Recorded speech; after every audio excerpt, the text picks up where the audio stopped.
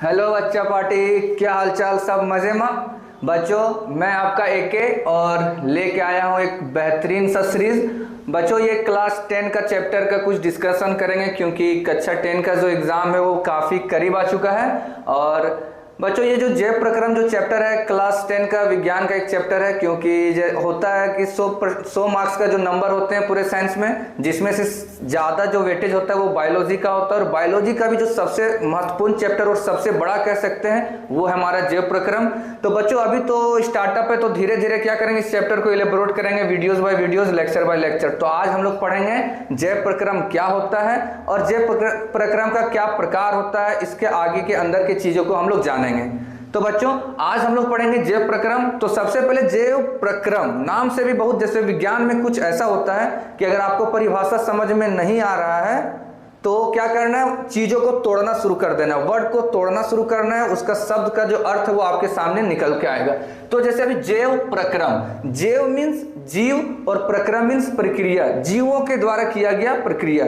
तो भाई पहले तो इसका बुकिश लैंग्वेज में हम लोग अपना परिभाषा को देखेंगे कि वे सभी आवश्यक प्रक्रियाएं जो जीवों को जीवित रहने एवं शरीर के रख रखाव एवं रखने एवं अनुरक्षण का कार्य में सहायक हो, वह जैव प्रक्रम कहते हैं। बच्चों, आइए एक एक वर्ड को हम लोग समझते हैं। वे सभी आवश्यक प्रक्रियाएं, वे सभी आवश्यक प्रक्रियाएं जो जीवों को जीवित रखने, ठीक है, क्योंकि हम लोग जो प्रक्रिया करेंगे नहीं तो जीवित रह नहीं पाएंगे। तो जीवित रखने के लिए एवं अपने शरीर के रख रखाव, जैसे हम लोग शोषण करते हैं, ठीक है ना, या हम लोग करेंगे कि पोषण एक प्रक्रिया। अगर हम लोग पोषण, जैसे हम लोग खाना वाना खाएंगे नहीं तो सेल बनेगा नहीं, कोशिका का निर्माण नहीं होगा, तो वही अपने शरीर के रख रखाव करने में एवं अनुरक्षण का, सेल टूटता है और बनता है तो अनुरक्षण का कार्य करने में जो सहायक होते हैं वह जैव प्रक्रम कहलाते हैं। बच्चों, जैव प्रक्रम आपके लेवल में 4 चीजों में बांट दिया गया है। पहला है पोषण, श्वसन, परिवहन और उत्सर्जन। शोषण, श्वसन, परिवहन और उत्सर्जन। भाई पोषण क्या है? पोषण मीन्स खाने वाने से जो हम लोग को ऊर्जा मिलता है वो पोषण कहला जाएगा। अभी एक ओवरव्यू दे देते हैं। श्वसन, सांस लेना बच्चों, क्योंकि हम लोग बताए ना कि वो सभी क्रियाएं जो शरीर के जीवन जीने के लिए आवश्यक होता है, तो श्वसन भी हम लोग का उतना ही जरूरी है। परिवहन, बच्चों परिवहन, तो परि और वहन, वहन मीन्स क्या होता है? वहन से याद रखने का है वाहन, और वाहन का काम क्या होता है? एक जगह से दूसरे जगह लेके जाना। तो परिवहन का काम हम लोग को कौन करता है? रक्त करता है। और रक्त हमारे शरीर में क्या करता है? जो हम लोग का पोषक तत्व होता है वो शरीर से एक जगह से दूसरे जगह तक लेके जाता है। भाई ये परिवहन का ट्रिक था।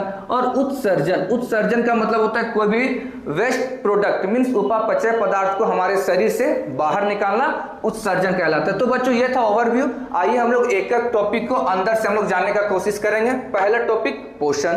पोषण क्या है भाई? पोषण को शरीर द्वारा ग्रहण करना, भोजन को शरीर द्वारा ग्रहण करना तथा विकास व रख रखाव में उपयोग करना पोषण कहलाता है। बच्चों, हम लोग इसको एक अलग वे से इस तरह समझ सकते हैं कि पोषण जो हमारे भोजन खाते हैं उसमें जो पोषक तत्व हमारे शरीर ग्रहण करता है वह जो होता है वो पोषण कहलाता है। ठीक है, तो भाई पोषण का प्रकार होता है। पोषण को मुख्यतः 3 भागों में बांट दिया गया है। पहला स्वपोषी पोषण, परपोषी या विषम पोषी और प्राणी संपोषण। बच्चों, अभी वीडियो के लेक्चर में हम स्टार्ट में ही बोले थे कि अगर डिफिनेशन याद करना बहुत भारी लग रहा है तो करना क्या है? चीजों को तोड़ना चालू करना है। स्वपोषी, स्वपोषी को बीच में तोड़ो। स्व से याद रखना स्वयं और पोषी से याद रखना पोषण। जो अपना पोषण मीन्स भोजन, स्व से याद रखना स्वयं, स्व से स्वयं और पोषी मीन्स होता है भोजन, स्वयं भोजन। अब चीजों को रिलेट कर दो कि ऐसे जीव जो अपना भोजन स्वयं बनाएंगे वो क्या कहलाएंगे? स्वपोषी पोषण। ठीक है, परपोषी, पर मीन्स होता है पराया मीन्स दूसरा, और पोषी मीन्स भोजन जो अपना भोजन दूसरे पर निर्भर करता है वो परपोषी हो गया। और प्राणी संपोषण क्या होता है? प्राणी संपोषण को क्या बोलेंगे? वे जीव जंतु जो अपना खाने को 5 भागों में बांट देता है, जो कि पहले हम लोग पाचन करेंगे, अवशोषण, बहिक्षेपण और शरीर से बाहर करेंगे, तो ये हो जाएगा प्राणी संपोषण। ठीक है, और प्राणी संपोषण का जो सबसे बेहतरीन और सबसे जो प्रसिद्ध एग्जांपल है, फेमस, वो है तुम्हारा अमीबा। अमीबा। पूछा जाएगा कि प्राणी संपोषण का उदाहरण दीजिए, क्योंकि ये जो प्राणी संपोषण जो होता है वो क्वेश्चन तुम्हारा VVI होता है बच्चों, क्योंकि अमीबा तो सब रट लिया कि अमीबा एक कोशिकीय जीव है, हमारा बचपन से पूछा गया, लेकिन अमीबा किस प्रकार का पोषण करता है वो बहुत बच्चों को ध्यान में नहीं रहता, तो उसका आंसर प्राणी संपोषण होता है। ठीक है, तो अब आइए स्वपोषी क्या है, परपोषी क्या है, प्राणी संपोषी क्या है, वो हम लोग एक एक डिटेल में देखेंगे। तो बच्चों पोषण को ये मुख्य भागों में बांटा गया है, जिसका स्वपोषी पोषण है, परपोषी पोषण है, ये सब। तो पहले स्वपोषी पोषण क्या है, तो बच्चों मैं अभी जस्ट बताया कि स्वपोषी पोषण, स्व मीन्स समझ लेते हैं हम लोग, स्व मीन्स होता है स्वयं और पोषी मीन्स होता है भोजन।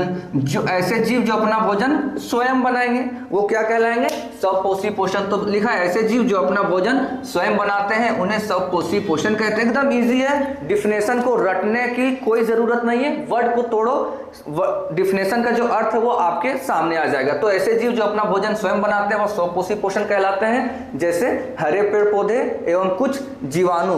बच्चों ये बहुत इंपॉर्टेंट सा आ गया है नाम कि कुछ जीवाणु में भी सभी जीवाणु नहीं बनाते हैं। जैसे क्या होता है, हरे पेड़ पौधे तो सभी को पता है कि अपना भोजन स्वयं बनाते हैं। कैसे बनाते हैं, कैसे बनाते हैं बच्चों, तो सूर्य की प्रकाश की उपस्थिति में बनाते हैं। सूर्य की प्रकाश की उपस्थिति में जो अपना भोजन बनाते हैं उस प्रक्रिया को हम लोग बोलते हैं प्रकाश संश्लेषण। खैर ये प्रकाश संश्लेषण क्या है वो आगे हम लोग डिस्कशन करेंगे, लेकिन हरे पेड़ पौधे जो होते हैं वो स्वपोषी पोषण करते हैं। और कुछ जीवाणु में एक जीवाणु का नाम होता है साइनोबैक्टीरिया।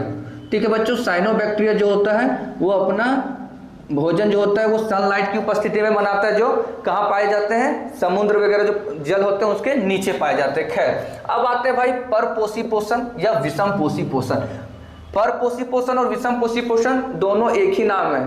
जैसे एक का नाम होता है चिंटू छोटू, तो ये सब जो घर के जो नाम होते हैं कि एक ऑफिशियल नाम है और घर में जो बहन लोग बुलाती है या तो भाई लोग बुलाता है वो दो नाम होता है ना, बस सेम कंडीशन यहाँ भी है, एक का ही दूसरा नाम। तो कहीं कहीं आप लोग का बुक में परपोषी पोषण भी लिखा होगा और कहीं कहीं विषम पोषी पोषण भी लिखा होगा। तो भाई परपोषी पोषण को याद करने का भाई कि भैया हमको ये याद नहीं हो रहा है, तो वो कैसे याद करना है, तो भाई आ जाओ वही ट्रिक, पर से याद रखना पराया मीन्स क्या होता है दूसरा, और पोषी मीन्स भोजन, जो अपना भोजन क्या है वो दूसरे पर निर्भर करता। तो आइए डिफिनेशन, ऐसे जीव जो प्रत्यक्ष या अप्रत्यक्ष रूप से किसी दूसरे पर निर्भर हो। प्रत्यक्ष मीन्स डायरेक्टली और अप्रत्यक्ष मीन्स इनडायरेक्टली, वो किसी अन्य जीव पर या अन्य पेड़ पौधे पर निर्भर करता हो वह परपोषी कहलाते हैं। जैसे खरगोश हो गया, मानव हो गया, और लगभग जितने जीव होते हैं वो कहीं ना कहीं कोई जीव पर या कोई जीव के उत्पादन पर या तो कोई हरे पेड़ पौधे पर या पेड़ पौधे के उत्पादन पर भी निर्भर करते हैं, तो वो कहलाएंगे परपोषी पोषण। बच्चों अभी एक क्वेश्चन उठ के आता ये कि स्वपोषी पोषण में जो हरे पेड़ पौधे होते हैं वो अपना भोजन प्रकाश संश्लेषण की क्रिया से अपना भोजन को प्राप्त करते हैं। लेकिन मेरा क्वेश्चन ये रहेगा आप लोगों से कि जो पेड़ पौधे हैं वो मिल रहा है सौर ऊर्जा, सूर्य की किरण से क्या मिलेगा उसको, सौर ऊर्जा। लेकिन जो हरे पेड़ पौधे हैं वो जो हरे पेड़ पौधे के अंदर जो ऊर्जा मिलता है वो रासायनिक ऊर्जा में भोजन को ग्रहण करता है। तो मिल रहा है सौर ऊर्जा और उनको लेना है रासायनिक ऊर्जा में। बच्चों ये कॉम्प्लेक्स इतना है कि जैसे हम लोग रोटी खाना और मिल रहा है ईटा पत्थर, तो कैसे खाएंगे, क्योंकि क्या सौर ऊर्जा कोई खाने की चीज है नहीं। अब तो सब हनुमान जी तो है नहीं कि हम लोग सौर ऊर्जा को सीधा पेट के अंदर, तो सौर ऊर्जा पेड़ पौधे को मिल रहा है और उसको चाहिए रासायनिक ऊर्जा में। तो कौन है ऐसा जो सौर ऊर्जा को रासायनिक ऊर्जा में बदलता है, कहाँ पाया जाता है और उसका नाम क्या है, वो बच्चों आप लोग वीडियो के एंड में कमेंट में हम लोग को बताएंगे कि इसका सही आंसर क्या होना चाहिए। तो अभी के लिए इस वीडियो को हम लोग यहीं समाप्त करते हैं। Thank you.